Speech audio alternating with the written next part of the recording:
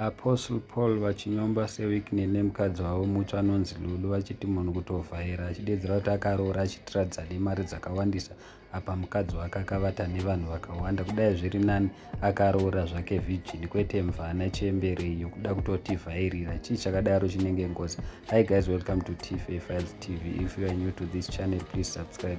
But if you are a returning subscriber, welcome back. Izvekuisa paFacebook mapikicha makapfeka hembe dzakafanana nemakeke tanga tichiroora iwo chiroora gwereveshe rina makokwe matoto enjiva muri kutengeserana.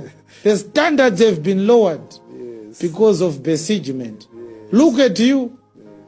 You are spreading these images of your bride price program on social media. What exactly were you paying all this money for? Tikabvunza mukadzi wako kuti vanhu vawakarara navo vangani, obva ataura wapedza kuroora. Tomubvunza kuti maiita sei muri pamubhedha. Unotorera mari yako, unoti ndidzosere mari yako. Handidi zvekutaura nemi. Kutora munhu atambudzwa zvake nenyika yese ndo wauri kubvisira mari. Unopenga. Ukaroora mukadzi asiri mhandara haikona kutombozve anaunza kuti ndakanoroora nezura.